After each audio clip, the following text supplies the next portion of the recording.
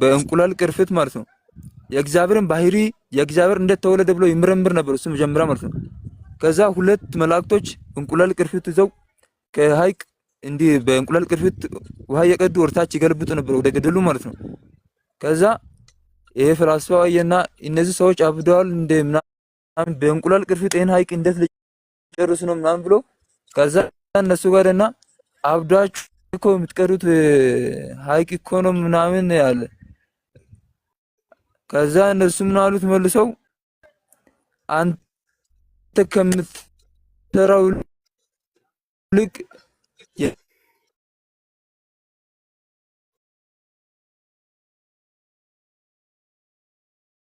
እነሱ አሉ እሱ ጋር ማለት ነው እንደሱ ብላ አትናገር። እንደሱ ምን የለም ማለት ነው እግዚአብሔር ባህሪ አሁን እግዚአብሔር ስላሴ ስላውን ስላሴ መሆኑ ይሄ አንድ መሆኑ የእግዚአብሔር ባህሪ አይጠና ማለት ነው። እኛው በዚህ ነው የምንወስደው ማለት ነው። እግዚአብሔር አንድ ልጅ ጊዜ ላይ አንተ አሁን ያልከው ከብሉይ ኪዳን ውስጥም ምንም ስለ ክርስቶስ የተጠቀሰ ቦታ የለም ነው። ለኢየሱስ ይመጣል ብሎ የተናገረ አንድ ነብይ የለም በብሉይ ኪዳን። ኢየሱስ ይሰቀላል ብሎ የተናገረ አንድ ነብይ የለም በብሉይ ኪዳን። ይሄ በነብያት ተነግሮለታል ብለው የሚነግሯችሁ ውሸት ነው፣ ስህተት ነው። እሺ እሱን ግን አሁን ጥንታው መዛግብት አሁን እነ ሙሳ የጻፉት መዛግብት አሁን የጥንታው መጽሐፍ በክርስቲያኖች እጅ እንዳለ ታውቃለህ። እሱን ግን ላይ የለም ጭራሽ። ይበቃዋል እሱ ይበቃዋል። ይብቃ መሰለኝ። እስኪ ጥያቄ ያለ ይቀጥልና ትቀጥላለህ። እሺ ወንዴ ጥያቄ አለ? አዎ ጥያቄ ግን ያው እናንተ የሚመለከት ነው። ሰላም ነው? ዳና አልሐምዱሊላህ። እሺ በጣም ጥሩ። እኔ ከፌርነስ ጋር ነው ጥያቄን የማነሳው ከፍትሃዊነት ጋር ማለት ነው። እሺ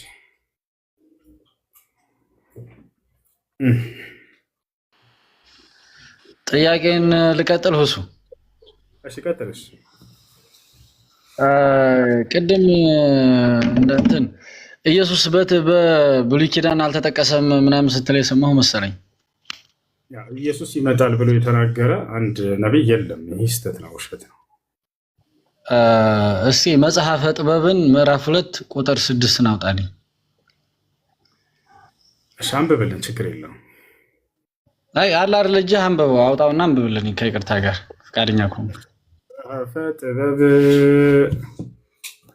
ምዕራፍ 2 ቁጥር 6 ይኸውልህ፣ እዚህ ጋር የለም መጽሐፈ ጥበብ ነው።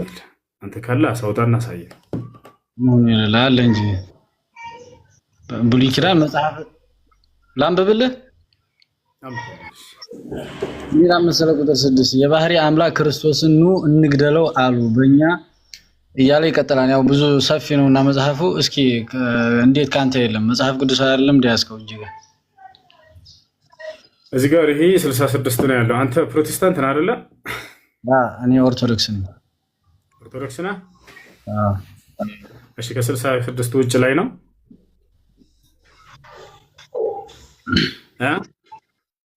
እኔ ኦርቶዶክስ ተከታይ ነኝ፣ ሃይማኖት ነው። እሺ መጽሐፈ ጥበብ ስንት ነው ያልከው? ምዕራፍ 2 ቁጥር 6 ምዕራፍ 2 ቁጥር 6 እሺ መጽሐፈ ጥበብ ምዕራፍ 2 ቁጥር 6 ምን ነበር ያልከን? የባህሪ አምላክ ክርስቶስን ኑ እንግደለው አሉ ይላል። ክርስቶስ ያ ቁጥር 6 እንደሚመጣ ትንቢት እየተናገረ ነው። ና ቁጥር 6 አንብበው እስኪ። መጽሐፈ ጥበብ ይታያል አይደል?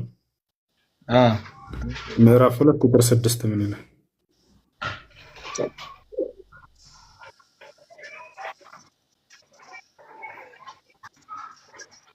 እስኪ መጽሐፈ ጥበብ መሆኑን ከፍ አድርገህ አሳይ። ያት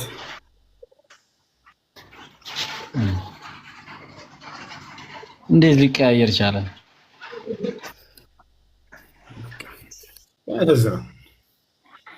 በጣም ያሳዝናል።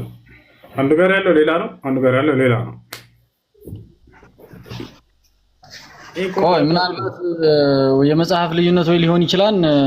ስለምና መጠየቅ ይችላል ጥያቄ ይቻላል። እሺ አሁን በእናንተ አስተምሮ መጽሐፍ ቅዱስ ተበርዟን ብላችሁ ታምናላችሁና መጽሐፍ ቅዱስ ተበርዟን የሚል ከቁርአን ብታሳየኝ ደስ ይለኛል። መጽሐፍ ቅዱስ የሚባል መጽሐፍ የለም እዚህ ዓለም ላይ፣ ውሸት ነው እሱ ራሱ። እሺ ለምሳሌ ሱራ 10 ቁጥር 94 ወደ አንተም ካወረድነው በመጠራጠር ውስጥ ብትሆን እነዚያ ካንተ በፊት መጽሐፉን የሚያነቡትን ጠይቅ የሚለው ማንኞቹን ሰዎች ነው? ነቢያቶች። ስለዚህ ያ መጽሐፍ የት ነው ያለው? አሁን ለምሳሌ አንተ በቁርአን ላይ ብትጠራጠር ማንኛውም መጽሐፍ ነው የምታረጋግጠው? ወይ ደግሞ ማንን ነው የምትጠይቀው? መጽሐፍ ላይ አረጋግጥ አይደለም፣ ነቢያቶችን ጠይቅ ነው የሚለው። ምን እንደሆነ ላስረዳ። እሺ አዳምጠኝ። እዚያ ቦታ ላይ ወደየትኛው መጽሐፍ እዚህ ጋር ነቢያቶችን አይደለም የሚለው? አዳምጠኝ። አንተ ያልከው የለም እዚህ ቦታ ላይ ወደ መጽሐፍቱ ሂዳ አረጋግጥ የሚል ቃል የለም። እሺ የሚለውን አሁን አዳምጠኝ። እሺ قال سبحانه وتعالى فإن كنت في شك مما أنزلنا إليك فاسأل الذين يقرؤون الكتاب من قبلك لقد جاءك الحق من ربك فلا تكونن من الممترين ولا تكونن من الذين كذبوا بآيات الله فتكون من الخاسرين. سورة يونس لا يجينا القدرة لا ودا أنت وباورتكت ترطاري واستبتون እነዚያን ከአንተ በፊት መጽሐፉን ሲያነቡ የነበሩትን ጠይቃቸው አለ። አንደኛ አሁን ስላለ ዘመን በእርሳቸው ዘመን ስላለ አካል አይደለም ጠይቅ እያለ ያለው ከአንተ በፊት ብሎ ተናገረ።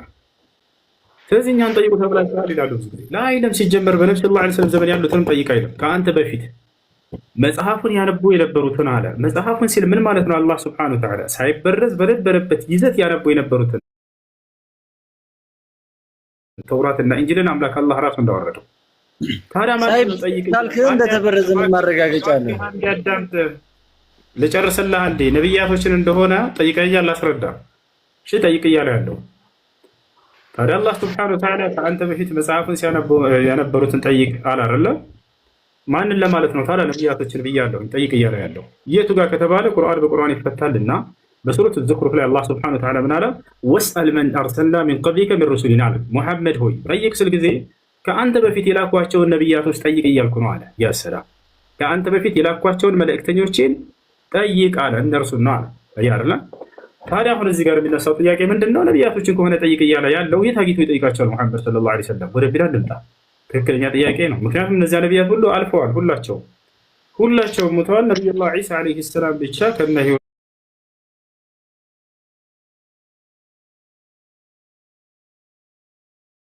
አላህ ሱብሓነሁ ወተዓላ ወደ ሰማይ ያሳርጎታል። አልፈዋል፣ ሊያገኛቸው አይችሉም። ታዲያ እንዴት ነው የት አግኝቶ ነው ሊጠይቃቸው የሚችለው? ይሄ ንግግር ትክክል ሊሆን ይችላል ወይ? ትክክለኛ ጥያቄ ነው። አዎ አምላክ አላህ ሱብሓነሁ ወተዓላ ሁሉንም ነቢያቶች አስነስቶላቸው በቤተ መቅደስ አገናኝቷቸዋል። የት? ኢየሩሳሌም ቤተ መቅደስ ላይ እንዲሁም በሰማይ ላይ አምላክ አላህ ሱብሓነሁ ወተዓላ ያለፉትን ነቢያቶች ሁሉ አገናኝቷቸዋል። ማስረጃ ቃለ ነቢዩ ሰለላሁ ዐለይሂ ወሰለም ዑሪደት ዐለይሂ አልአንቢያ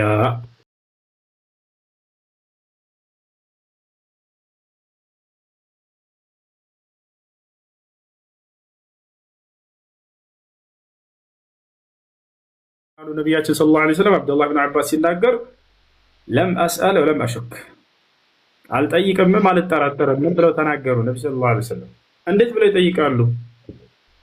ያ ሁሉ ነቢያት ቢመጣ እርሳቸው ተከታይ ነው የሚሆነው፣ እርሳቸው ተማሪ ናቸው የሚሆኑት። ይህን ስል ነቢያቶችን እያቃለልኩ ሳይሆን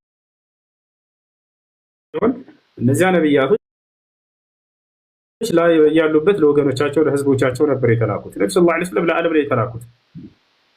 እነዚያ ነቢያት ቢመጡ በአሁን ጊዜ እርሳቸው ሰሚና እርሳቸው ተከታይ ነው የሚሆኑት። ማስረጃ ቃለ ነቢ ሰለላሁ ዐለይሂ ወሰለም ለው ካነ ሙሳ ሐየን ማ ወሲዐሁ ኢላ ኢትባዕ ሙሴ በዚህ ጊዜ በህይወት ቢኖር እኔን ከመከተል ውጭ ሌላ አማራጭ አይኖረውም አሉ። አንድ እርሳቸው ተከታይ እንዴት ነው እርሱን ሂደህ ተከታይን ጠይቅ ሊባል የሚችለው? አይሆንም። ነገር ግን አላህ ሱብሓነሁ ወተዓላ ታዲያ ያን የሚናገረው ለምንድን ነው ከተባለ እንደው ምንም ጥርጥር እንዳይገባው እያለ አላህ ሊያረጋግጥላቸው ዘንድ ነው። ብትጠራጠር እያለ የሚናገረው ያ ነው። በሌላ ቦታ ላይ እንዲህ አይነት አነጋገር ይናገራል። ለኢን አሽረክተ ለየሕበጠነ ዐመሉክ ይላቸዋል። ብታጋራ ስራ ሁሉ ይታበሳል ሙሐመድ ይላቸዋል። አጋርተዋል ወይ? ላ አላጋሩም። የማጋራትን ክፋት ሊገልጽላቸው ነው አላህ ሱብሓነሁ ወተዓላ። እንዲህ ብታደርግ ይላቸዋል። ያን ነገር ግን እርሳቸው አያደርጉትም። هذا خطاب له عليه الصلاة والسلام والمراد به أمته عليه الصلاة والسلام ይህን ይመስላል መቅደላ እና ጠይቅ እያለ ያለው ነቢያቶችን እንጂ ሌላን አይደለም። መጽሐፉን ሄዳችሁ አረጋግጡ ወደ መጽሐፉ የሚልም ቃል የለም እዚያ ላይ። አንድ ጥያቄ መጨመር እችላለሁ? መጠጥ አስካሪ መጠጥ በእስልምና መጠጣት ክልክል ነው አይደለ? አዎ አስካሪ መጠጥ ክልክል ነው በእስላም። እሺ ጀነት የገባ ሰው መጠጥ መጠጣት አስካሪ መጠጥ መጠጣት ይችላል አይችልም? አይችልም። አስካሪ መጠጥ የለም በገነት ውስጥ አይችልም። እሺ ሱራ 16 ቁጥሩ ጠፋ ይበናል። ከዘንባባዎችና ከወይኖችም ፍሬዎች እንመግባችኋለን ከእርሱም ጠጅንና መልካም ምግብን ትሰራላችሁ ማለት ምን ማለት ይሄን አስረዳኝ። የማይቻል ከሆነ በገነት ውስጥ እንደዛ የሚባል ነገር የለም። በምድራዊ ህይወትም ሆነ በገነትም ውስጥ አስካሪ መጠጥ የሚባል ነገር የለም። እዚያ ቦታ ላይ ያለውን ላስረዳህ። እሺ አሁን አንተ ማምጣት የፈለግከው አንቀጽ ومن ثمرات النخيل والأعناب تتخذون منه سكرا ورزقا حسنا እያለ ይናገራል። እርሱ የሚያሰክር መጠጥንም ትይዛላችሁ ይላል። በምድራዊ ሰዎች ከወይን የሚጠቀሙትን የሚገለገሉበትን አገልግሎት አላህ እየዘረዘረ ነው። ለእንዲህ ታደርጉታላችሁ ይላል። ግን ያን ነገር አስካሪ መጠጥን ስሩበትና ጠጡበት እያለ አይደለም። ለምሳሌ አንድ ሰው ከዚህ ይሄ ጌሾ አለ፣ ጌሾን ለምሳሌ ለአስካሪ መጠጥም ልትጠቀሙበት ትችላላችሁ፣ ለፍየሎቻችሁም ልታበሉት ትችላላችሁ ብሎ ዘረዘረ። ይሄን ነገር ለአስካሪ መጠጥ ስሩበትና ጠጡበት እያለ ነው ወይ? አይደለም በፍጹም። ነገር ግን ሰዎች የሚገለገሉበትን አገልግሎት እየተናገረ ነው። አላህ ታዲያ ምን ብሏል? ነቢዩ ሙሐመድ ሰለላሁ ዐለይሂ ወሰለም ምን ብለዋል ስለ አስካሪ መጠጥ ከተባለ፣ እንዲሁም በገነት ውስጥ አስካሪ መጠጥ አለ ወይ ከተባለ ልመልስልህ። አላህ በቁርአን ላይ ነቢያችን ቃል በቃል አስካሪ መጠጥን ራቁ እያለ ይናገራል። ማስረጃ ቃለ ሱብሓነሁ ወተዓላ ፊ ሱረቲል ማኢዳ ያ አዩሃ አለዚነ አመኑ ኢነመል ኸምሩ ወልመይሲሩ ወልአንሳቡ ወልአዝላሙ ሪጅሱን ሚን ዐመሊ ሸይጣን ፈጅተኒቡሁ ለዐለኩም ቱፍሊሑን ይላል። አስካሪ መጠጥን ራቁት ይላል አላህ ቃል በቃል ራቁት እሱን አለ። እርሱ ከሰይጣን ስራ ነው እያለ አላህ ሱብሓነሁ ወተዓላ ተናገረ፣ አስጠነቀቀ። ነቢዩ ሰለላሁ ዐለይሂ ወሰለም ሐዲስ ላይ ሁሉ ሙስኪሪን ሐራም አሉ፣ ማንኛውም አስካሪ መጠጥ ሐራም ነው አሉ። ይሄ በምድራዊ ህይወታችን ሳለን ነው። በገነት ያለውን ደግሞ ልንገርህ፣ አስካሪ መጠጥ የሚባል ነገር በገነት ውስጥ የለም። እዚህ ላይ አያሰክርም የሚል የለም። ጠጅ እንደሚያሰክር መቼም ሰው ሁሉ ያውቃል። ስለዚህ ሱራ 16 ብቻም ሳይሆን 56ም ላይም ከጠጅ ምንጭም በብርጭቆዎችና በኩስኩስቶች በጽዋም የሚል አለ። ስለዚህ አያሰክርም የሚል የለም። ጠጅ እንደሚጠጣ ነው እየተናገረ ያለውና ይሄን በደንብ አድርገህ ታብራራልኝ። አሪፍ ነው። በቃ ላሳየህ አስካሪ እንዳልሆነ በገነት ውስጥ የሚገኝ። አሁን እዚህ ቦታ ላይ ወይን ሐራም ክልክል ነው አይደለም፣ ያሰክራል አይሰክርም? በመሰረቱ ወይን አያሰክርም፣ ግን ሲቆይ ጊዜ ወደ ማስከር ይሄዳል። እንዴት ወይን አያሰክርም? ወይን ይሄ የሚበላ ወይን ጨምቀህ ብትጠጣው አያሰክርም እኮ። ነገር ግን ሲቆይ ጊዜ ነው የማስከር ባህሪ የሚኖረው። ይሄን አታውቅም? ወይን የሚሸጠው መጠጥ ቤት የሚሸጠው ወይን የታሸገው ወይን አይደለም፣ ወይን ፍሬውን ነው እያልኩኝ ያለሁት። ፍሬውን ለምሳሌ ጨመኩኝና አጠጣሁት፣ ይሄ ኃጢአት አይደለም፣ የሚያሰክር ነገር አይደለም፣ ወይን ጠጣ ቢባል ማለት ነው። ነገር ግን ያ ነገር ሲቆይ ጊዜ ወደ ማስከር ሲሄድ ጊዜ ያሰክራል። የዛኔ ክልክል ነው በኢስላም። ገብቶሃል አይደለ? እንዲሁም በገነት ውስጥም የማያሰክር ተብሎ ቃል በቃል ተገልጿል። ላሳየህ እሱን። እሺ በቁርአን ላይ ላሳየህ። የገነት ያለውን አላህ ሱብሓነሁ ወተዓላ ግልጽ አድርጎ ነው የተናገረው። በፍጹም እስከ ማስከር ደረጃ የሚደርስ ከሆነ በምድርም በሰማይም አይፈቀድም፣ የሚያሰክር ነገር አይፈቀድም ነው። ላሳያችሁ። እዚህ ጋር እንመልከት። አላህ ሱብሓነሁ ወተዓላ በሱራ ሷድ ላይ ሲናገር፣ ማን ነው ሳፋት ላይ ሲናገር ተመልከቱ። ሱረቱ ሳፋት ምን አለ? እዚህ ቦታ ላይ ገነት ያውና አንድ ተቆይ በኋላሽ ያውና አንዴ ተውሂድ በኋላ ስተነሱ ግን ምርጥ የሆኑት የአላህ ባሪያዎች ቅንጣትን አይቀምስ።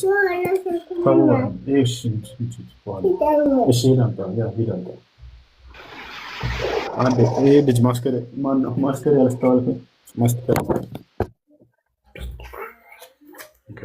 ዝጋው ሽበሩን።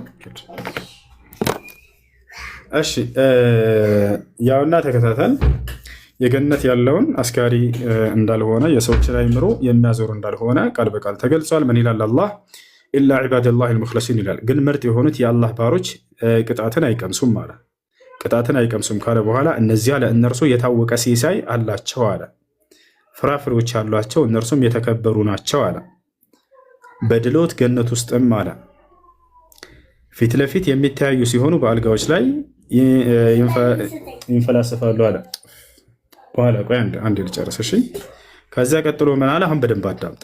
ከሚመነጭ ወይን ጠጅ በያዘ ብርጭቆ በእነርሱ ላይ ይዞርባቸዋል አለ። አሁን ይሄንን ወይኑን ሲገልጸው አላህ ባህሪውን ምን አለ? ነጭ ለጠጪዎች ጣፋጭ ሆነች አለ። ከዚያስ በእርሷ አለ በእንትኗ በወይኗ በእርሷ ውስጥም ምታት የሌለባት እነርሱም ከእርሷ የሚሰክሩ አይደሉም ማለት። አየህ ወንዴ የሚሰክሩ አይደሉም ማለት ወንድ አየህ።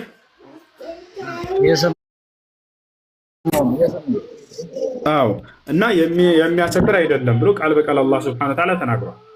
ያ ነው እና እስከ ማስከር ደረጃ የሚደርስ ከሆነ የዛኔ በምድርም በሰማይ የሚፈቀር ነገር አይደለም። ነገር ግን ሳያሰክር በፊት ወዲያው ወይኑ እንደተቆረጠ ሰውየው ምድር ላይ ራሱ ቢጠጣው ያን እስካላሰከረ ድረስ ወይን ኃጢአት የሆነ ነገር አይደለም። በሰማይም ላይ ያለውን አላህ ግልጽ አድርጎ ሲናገር የሚያሰክር አይደለም ብሎ ቃል በቃል ተናግሯል። እሱ ይሄ ነው። ነገር ግን እንደ መጽሐፍ ቅዱስ ወይን አስካሪ ነው አይደለ? ጥያቄን አልጨረስኩም። አንድ ጥያቄ ለመጨረሻ ጊዜ አንድ ጥያቄ ልጠይቅህ። እሺ ቀጥል። እሺ ፈረንጅ ዝጋበር መጨረሻ ነው።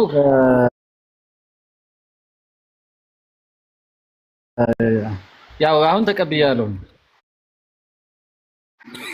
እሺ በሱራ 5 ቁጥር 51 ላይ እናንተ ያመናችሁ አይሁዶችና ክርስቲያኖችን ረዳት አድርጋችሁ አትያዙ ይላል። እቺን ነገር እንዴት አድርገህ ለምሳሌ አሁን ይሄ ማለት ምን ማለት ነው? እንዴት አብረህ መኖር ይቻላል?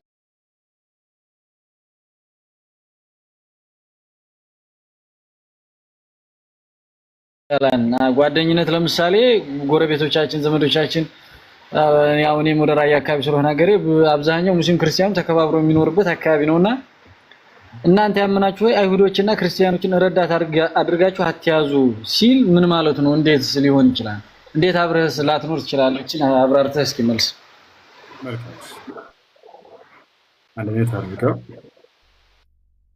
እንግዲህ አምላክ አላህ ሱብሓነሁ ወተዓላ ስለ አይሁዶችና ስለ ክርስቲያኖች ሲናገር ልብ ብላችሁ ክርስቲያኖች ያዳምጡ፣ ለሁለት ከፍሎ ይገልጻቸዋል።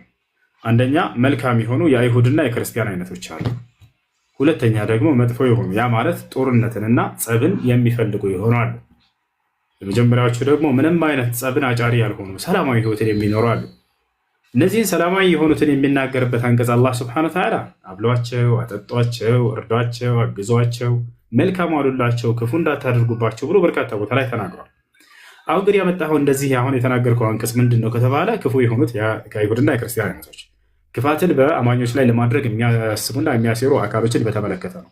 ሁለቱን በአንድ አይን ማየት ይሄ ፍትህ አይደለም። ገብቶሃል አይደለ? ሁለቱን በአንድ አይን ማየት ፍትህ አይደለም። ስለዚህ እዚህ ጋር ጥያቄ አለ። ጥያቄ አሁን ያነሳኸው ጋር ማለት ነው። ወንድ አዳምጥ። በዚሁ ላይ ነው ሀሳቤ፣ በዚሁ ላይ ነው። አብረን እንድትመልሰው ነው ጊዜ እንዳይወስድበት እና መጥፎ ክርስቲያኖችና አይሁዶች መጥፎዎቹን ብለሃል አይደል? እነሱን አጋር አታድርጉ። መጥፎ ማንም ሰው አጋር ማድረግ አይፈልግም። እስልምና ብቻ ሳይሆን ሌላውም እምነት መጥፎ የሆኑ ሰዎችን አስማች አስ ፖሲብል እንዲመለሱ አድርጉ ነው የሚለው። እነኚህን ሰዎች እንዲመለሱ ማድረግ ነው ወይስ አጋር አለማድረግ ነው የሚሻለው? አንድ ጥያቄ። ሁለተኛ እነሱ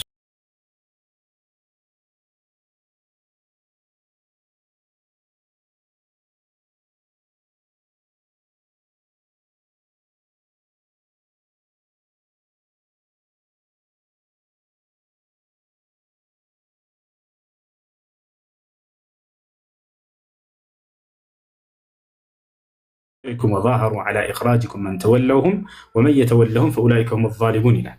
እንደማውተች ላሳያችሁ። ምን ይላል? ላ የንሃኩም ላህ እኔ አምላካችሁ አላህ አልከለክላችሁም ማለት መልካምን ብታደርጉላቸው በጎን ብታደርጉላቸው ለነዚያ ለካህዲያኖች እነርሱ እናንተን በሃይማኖታቸው ያልተዋጓቸው ሰላማዊ የሆኑትን አለ መልካም ብትውሉላቸው አልከለክላችሁም። ለእነርሱ መልካም መዋል እንዳውም ውዴታዬን ሁሉ ያጎናጽፋቸዋል ሁሉ አለ። ለክርስቲያን አብልተህ አጠጥተህ አምላክ የአላህን ውዴታ እንደምትጎናጸፍ እየተናገረ ነው ለማንኛውም ከሃዲ ሰው። ነገር ግን ከዚያ ቀጥሎ ምን አለ? እኔ የምከለክላችሁ ግን እነዚያን የሚዋጓችሁን አለ። አያርም የማይዋጋ ሰላማዊ ከሃዲ አለ፣ የሚዋጋ ደግሞ መጥፎ ከሃዲ አለ። እነዚህን ለሁለት ለይቶ ነው ያያቸው።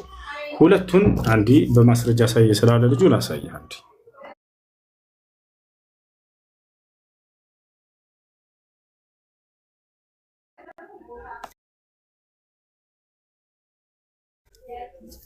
ያውና ቁርአን ላይ አላህ ሲናገር ለይቶ ይናገራል። የቱ ጋ ያውና ምን ይላል? ቁጥር 8 ላይ በደንብ ተመልከት። ከእነዚያ በሃይማኖት ካልተጋደሏችሁ ከሀገሮቻችሁም ካላወጧችሁ ከሃዲዎች መልካም ብትውሉላቸውና ወደ እነርሱ ብታስተካክሉ አላህ አይከለክላችሁም ይላል። አየህ ከሃዲ ሆኖ መልካም ብትውሉላቸው አልከለክላችሁም አለ። አላህ ትክክለኞችን ይወዳልና አለ። አየህ ነገር ግን ሁለተኛዎቹ ላይ ሲናገር ምን አለ? ለሁለተኛ ከፍሎ ሲያቸው አላህ የሚከለክላችሁ ከእነዚያ በሃይማኖት ከተጋደሏችሁ ከቤተሰቦቻችሁም ካወጧችሁ እናንተንም በማውጣት ላይ ከረዱት ከሃዲዎች እንዳትወዳጇቸው ብቻ ነው አለ። ቅድም የጠየቀው በዚህ ነው የምትረጉመው። አይሁዶችና ክርስቲያኖችን የምትወዳጁ አድርጋችሁ አትያዟቸው ሲል ጊዜ ሁለተኞቹን አስመልክቶ እየተናገረ ነው አላህ ሱብሓነሁ ወተዓላ። መቅደላ አይሁድና ክርስቲያን እኮ አይልም። ይሄ የጣዖት አምላኪዎች እንደነበሩ ይታወቃል አይደል? ነብዩ መሐመድ ከመነሳቱ በፊት የጣዖት አምላኪዎች እንዳሉ ይታወቃል። እዚህ ጋር ስፔሲፋይ አድርጎ አይሁድና ክርስቲያን አይልም። አይሁድና ክርስቲያን ምንድን ናቸው? እንደ እስልምና አስተምሮ እንደ ቁርአን አስተምሮ አማኝ ናቸው ያቀያ አስተምሮ አይደለም። ስለዚህ የእናንተ አስተምሮ ይሄን ነው የሚለው። ግን እንዳልኩ መረጃው እንደ ቁርአን ይኸውልህ ከሃዲ ሲል ጊዜ ማንኛውንም ከሃዲ ያጠቃለለ ነው። አይሁድና ክርስቲያንም ከሃዲ ናቸው እኮ ላሳየህ ቁርአን አውጥቼ ማስረጃ ጥያቄ ስላለ ሌላ ጥያቄ ጠይቃለሁ። በልጁ መሀል ገብቼ ነው ሶሪ። የኔ ጥያቄ አለ ሌላ እሱን እንድታረጋግጥ አይሁዶች ከሃዲ እንደሆነ ላሳየህ። አይሁዶችና ክርስቲያኖች በእናንተ አስተምሮ እኮ ልክ ነህ። በቁርአን የሚለው ከሃዲ ነው እሱን እኮ ነው የምልህ። ስለዚህ አላህ ሱብሓነሁ ወተዓላ የጠየቀው ላይ የመቅደላ እንዳትወዳጇቸው አይሁድና ክርስቲያኖች ሲል ሁለተኛዎቹን አይነቶች አስመልክቶ እያነሳ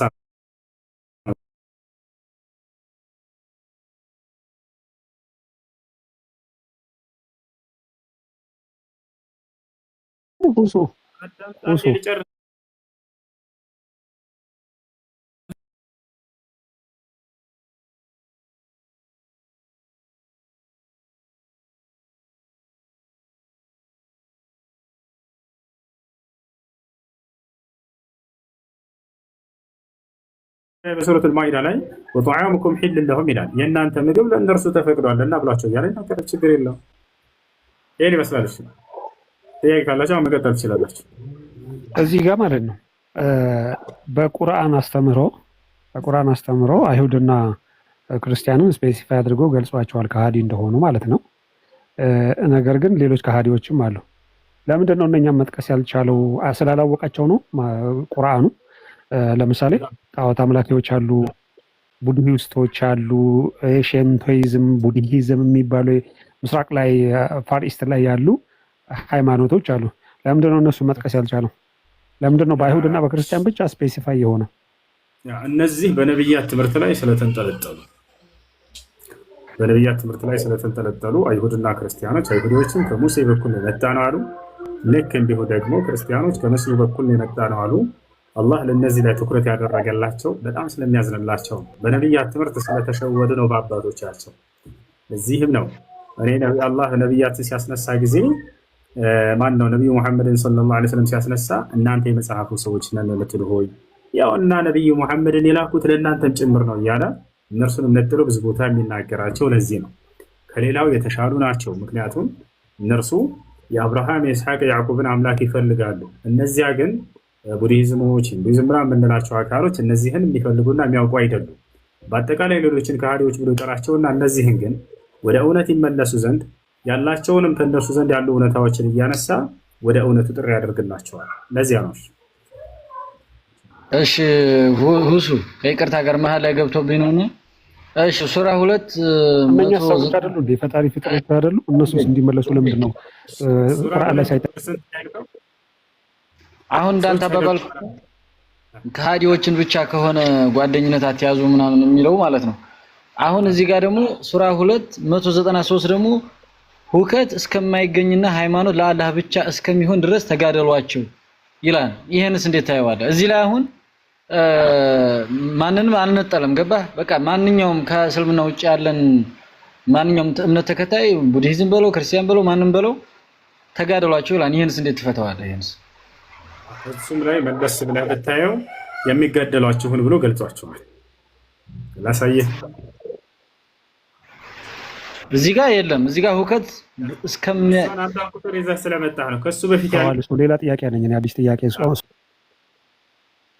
አንዴ ለሱ ልንገርህ። ከእርሱ በፊት 192ን መለስ ብለህ ብታየው ወቃቲሉ ፊ ሰቢልላህ الذين يقاتلونكم ይላል። እነዚያን የሚጋደሏችሁን ተጋደሏቸው ይላል። ሰላማዊ ከሆነ ግን ጫፋ አይነካም። ሊጋደል የመጣ ከሆነ እዛው ያለ አሳየን ላሳየህ፣ ችግር የለም። እዛው ሱራ 2 193 እስከ 92 ካልከ ላሳየህ። አሁን የተናገርኩት ቁጥር ላይ እዛው ላይ 192 ላይ መለስ ብለህ እዛው ላይ ታገኘዋለህ። ላሳየህ 192 እሺ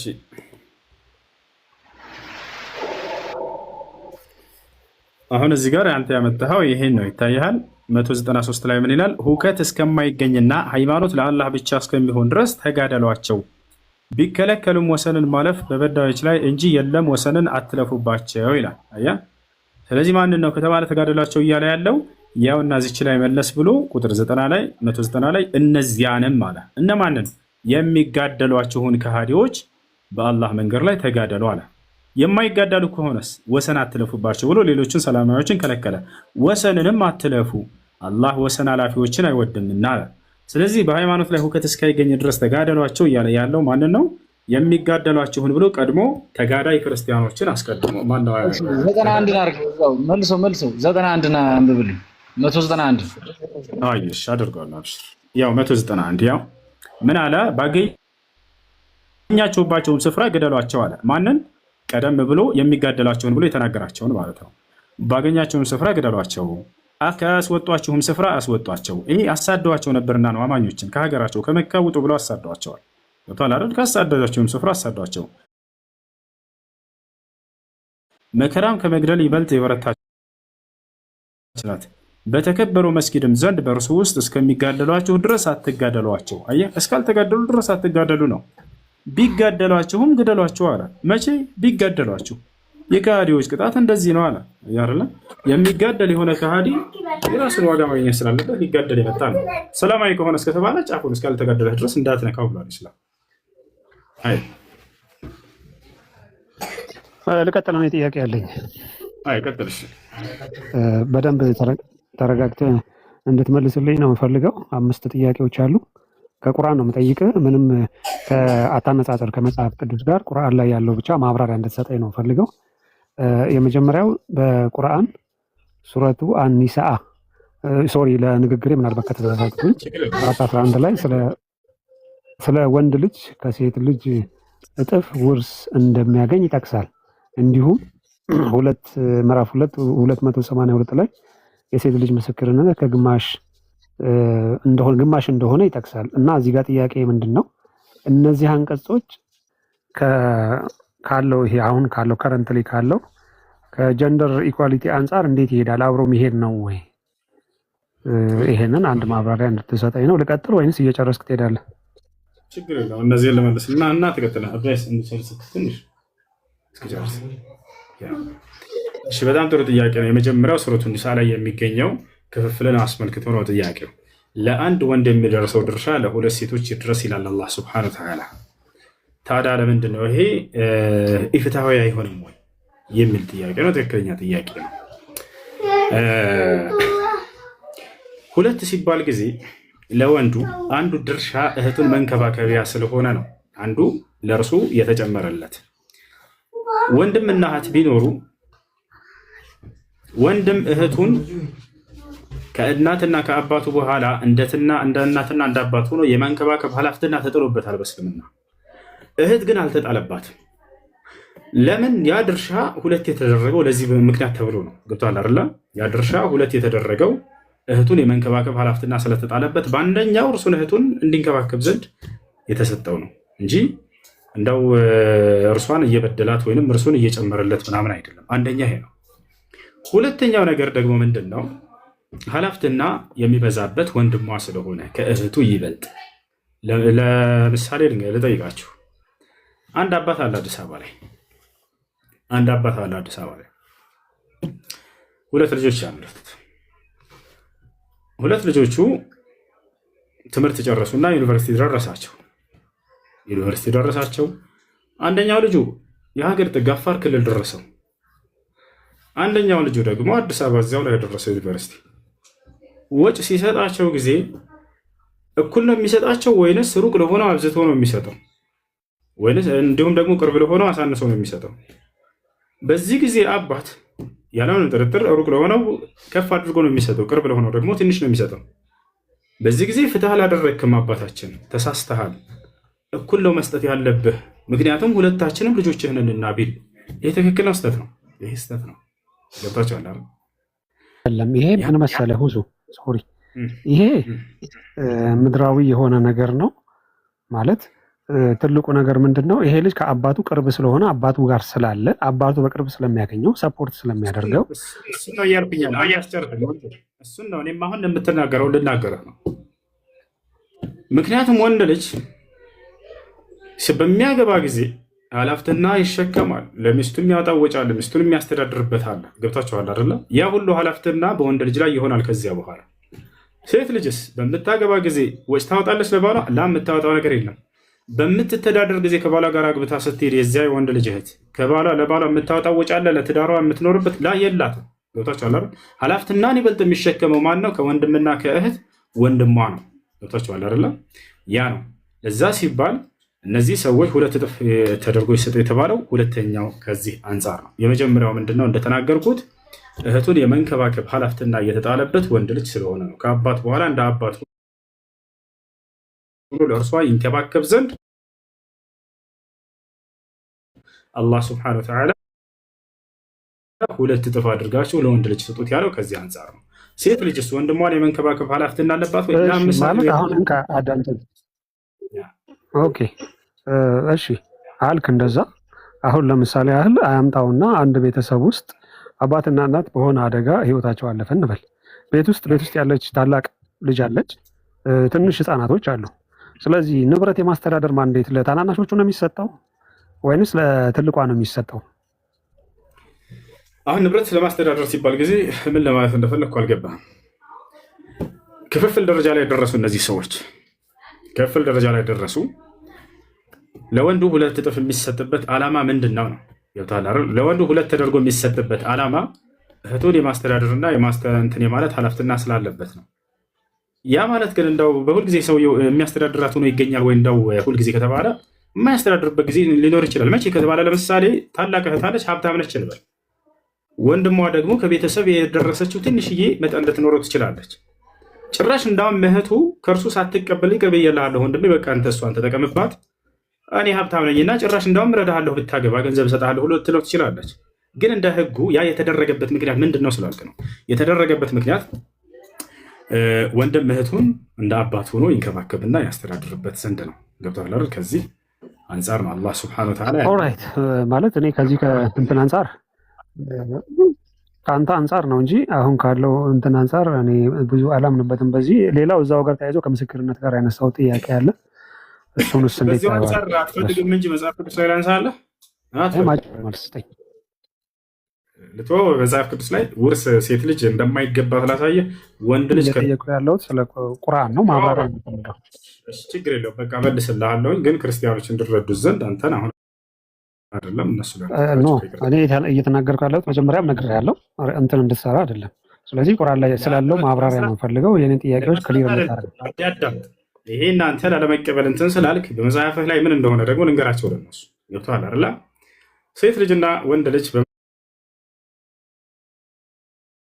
በመጽሐፍ ቅዱስ ሁሱ አዳምጠኝ። ሁሱ ሶሪ እምነቴን አልነገርኩህም እኔ አይደል? በቃ እምነትን ካልነገርክ ታዲያ ብናገር ምንድን ነው ቅር የሚያስፈልግ? ስለዚህ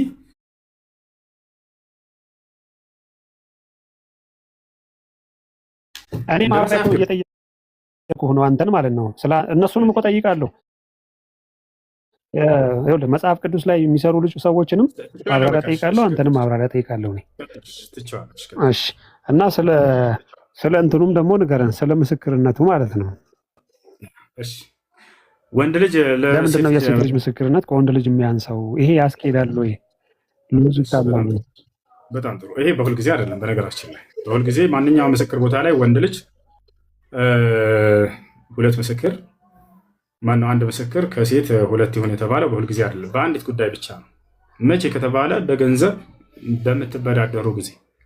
ለምሳሌ አንተ ለሆነ ሰው ገንዘብ ስታበድር ጊዜ ምስክሮችን አድርጓል አላህ ሱብሓነሁ ወተዓላ። በዚህ ጊዜ ከወንድ ሁለት ምስክርን አስመስክሩ፣ ከሴቶችም ልክ እንዲሁ። ነገር ግን ከወንድ አንድ ምስክር ከሆነ የተገኘው ከሴቶች ሁለት አድርጉና አስመስክሩ እያለ ተናገረ። ገብቷችኋል?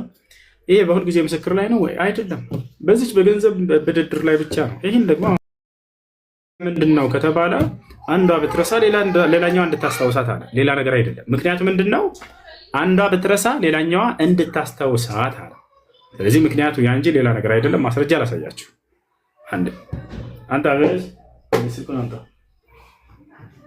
አንዷ ብትረሳ ሌላኛዋ እንድታስታውሳት። ሌላው በምን ጊዜ ነው? በገንዘብ ብድድር ጊዜ ብቻ እንደሆነ ላሳያችሁ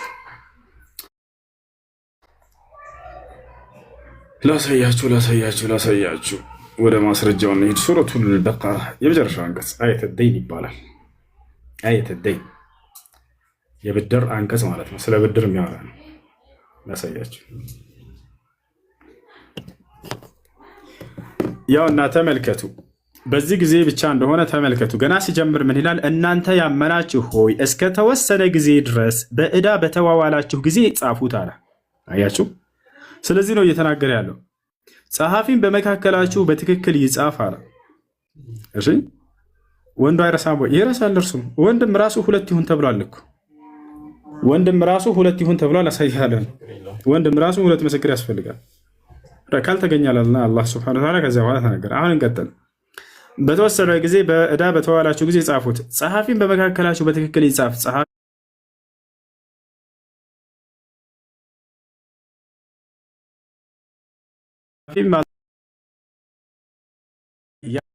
ያስጽፍ አላህንም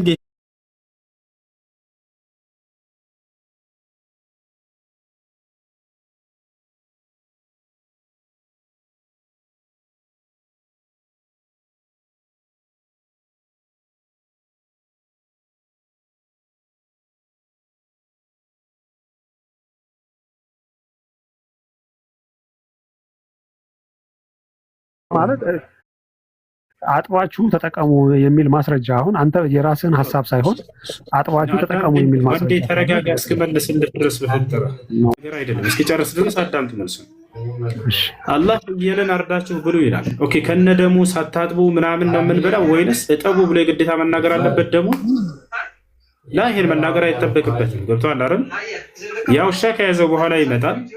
እንደገና ያንን አጽድተን ነው የምንበላው። አጽድታችሁ የሚላለ ወይ ነው ያ መጠቀስ አይጠበቅበትም። በሬ አርዳችሁ ብሎ አለ አንድ ሰው መጥቶ፣ ወይንም አላህ ሱብሓነሁ ወተዓላ አለ ኦኬ፣ ሳይታጠብ ዝም አጥባችሁ ብሎ የሚለውን ማስረጃ ስጠኝ። ካልሆነ እጠቡ የሚል የለም። በሬን ደሙን ዝም ብላችሁ ብሎ እንደዛ አይደለም። አይደል?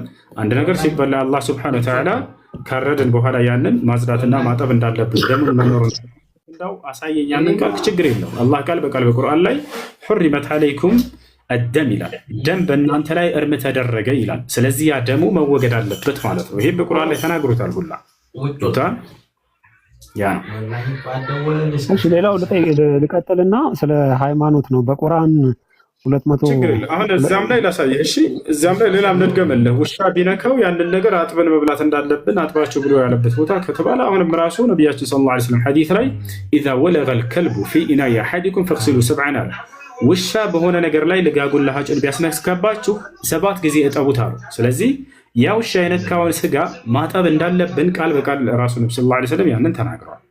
አይ እሱንም ማዚ እኮ ጠቅሼልሃለሁ። ልክ ነህ። 7 ጊዜ አጥባችሁ ተጠቀሙ የሚል ነገር ተጠቅሷል። ስለዚህ ያኛው በዚህ ይዞት የመጣውን ነገር አጥበን እንደምንበላ ሐዲሱ ይተረጉምልሃል ማለት ነው። ያ እሺ ቀጥል። ሌላው በቁርአን 200 ምዕራፍ 2 256 ላይ በሃይማኖት ግዴታ የለም፣ ነገር ግን ሳሂህ አልቡኻሪ 3017 ሃይማኖት የቀየረ ግደሉት የሚል ሐዲስ አለ። ይሄ እንዴት ነው ማለት አብሮ ያኗኑራል ያስኬዳል? እሺ ሁለቱ ይጋጫሉ ወይ ነው ጥያቄ? ኖ ማለት በሃይማኖት ግዴታ የለም ካለ አንድ ሰው ይማመን አለማመን መብቱ ነው፣ ነፃነት ነው። ከፈለክ ታምናለህ፣ ካልፈለክ በሃይማኖት ግዴታ የለም ስላለ ማለት ነው። ነገር ግን ሌላው ቦታ ላይ ደግሞ ሃይማኖትን የቀየረ ሰው ግደሉት የሚል ሀሳብ የያዘ ነገር አለ። ይሄ እርስ በርሱ አይጋጭም? በጣም ጥሩ። እዛ ቦታ ላይ እየተናገረ ያለው በሃይማኖት ማስገደድ የለም ሲል ጊዜ ለምን ወረደ፣ ለምን አላማወረደ የሚለውን በደንብ ላስረዳ። መጀመሪያ በሃይማኖት ማስገደድ የለም ሲል ጊዜ እሱ አንቀጽ ላይ ሱረቱል በቀራ ላይ አንድን የሌላ እምነት ተከታይ አምጥተህ ስለም ግዴታ ብለህ ማስገደድ አይቻልም። እዚያ ጋር ያመጣኸው ሐዲስ ደግሞ ያ አይደለም። በእስልምና ላይ እየኖረ ያለ በእርሱ ላይ የሚሰራ ህግ ነው። ያኛ ደግሞ መን በደለ ዲነሁ ፈቅቱሉ፣ ሃይማኖትን የቀየረ እንግደሉት ሲሉ ጊዜ ነብዩ ሰለላሁ ዐለይሂ ወሰለም ሙስሊም ሆኖ ሃይማኖትን ቢቀይር ነው። እሱንም ትንታኔ ያለው ወደዛ ከመሄዳችን በፊት ግን የሚገናኝ ነገር እንዳልሆነ ነገር ነው።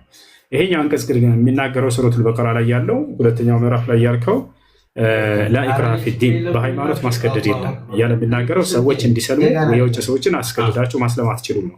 ያኛው ደግሞ የሚናገረው ሙስሊም ሆነው ስለሚቀየሩ ሰዎች ነው። ገብቶሃል አይደለ? ያ ነው። ታዲያ ለዚህ ነቢያችን ሰለላሁ ዐለይሂ ወሰለም በዘመናቸው እያስተማሩ ባሉበት ጊዜ አንድ ሰው መጣና እስልምናን ተቀበለ። እስልምናን ተቀበለና ሄዶ ቤተሰቦቹን በግድ ሊያሰልማቸው ፈለገ።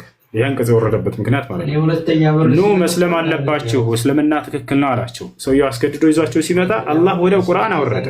ያ ሰው ወደ ነብዩ ሰለላሁ ዐለይሂ ወሰለም ከመድረሱ በፊት ላኢክራሀ ፊዲን ሙሐመድ ሆይ ይህን ሰው በሃይማኖት ማስገደድ የለም ብለው አንተ ስለሰለምክ እውነት ነው ብለህ ስላመንክ እነርሱ ሳያምኑበት አስገድደህ ስለሙ ማለት አትችልም ብለዋል። ይህ ስለ ውጭ ሰዎች የሚናገር ነው አንቀጹ። ያኛው ደግሞ ውስጥ ላይ ስላሉ ሰዎች የሚናገር ነው። ስለዚህ የማይገናኙ ነገራቶች ናቸው። ልታገናኛቸው የሞከርካቸው ነገራቶች አንቀጾች። እሺ ኦኬ ማለቴ እሺ ያኛው ስለምንድን ነው እሱ ከእስልምና የወጣ ሰው ይገደል የሚለው በምክንያት ነው። አፍቶ አይደል እንዴ? ችግር አንድ ሰው እስልምና ቢቀበል በእስልምና ላይ ያለ ዝሙት የሰራ ሰው ይገረፍ ወይም ተወግሮ ይገደል ይላል። መብት አይደል እንዴ? ለምንድን ነው አምላክ ይገረፍ የሚለው? መብት አለው ሰውየው። አንድ ሰው ኃጢአትን የመስራት ከፈለገ ዝሙት የመስራት መብት አለው፣ የመስረቅ መብት አለው። ስለዚህ ከሰረቀ ለምን እጅን ቁረጡ ትሉታላቸው? የመስረቅ መብት አለው እኮ ማለት እንችላለን እንዴ? እንችላለን? አንችልም።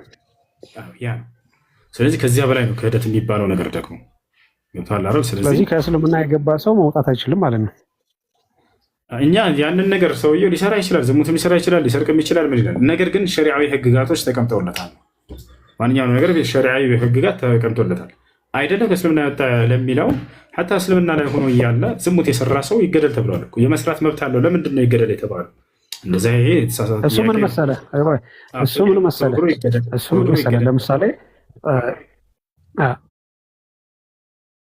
ይገደል ይወገር፣ የሰረቀ እንደዚህ ያደረገ ወይም ዝሙት የፈጸመ ምናምን የሆነ የጎዳው አካል አለ። ገብቶሃል?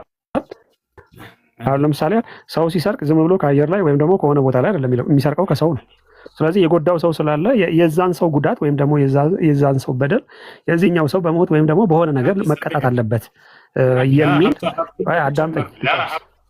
ሀብትን ለመጨመር ብሎ መሸከም ሊኖር ይችላል እኮ ሳይጎዳ። ያመጣው ምሳሌ ስህተት ነው እኮ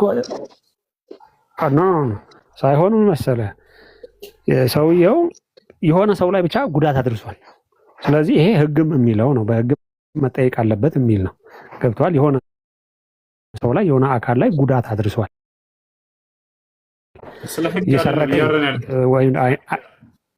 ቆይ አዳምጠኝ። እኔ የምልህ ዝም ብዬ ለእንትን ያህል ያነሳሁት ነው። የሆነ አካል ላይ ጉዳት ስላደረሰ የዛ ሰው በደል መመለስ ያለበት። እየሰማኸኝ አይደለም? እየሰማሁ ነው።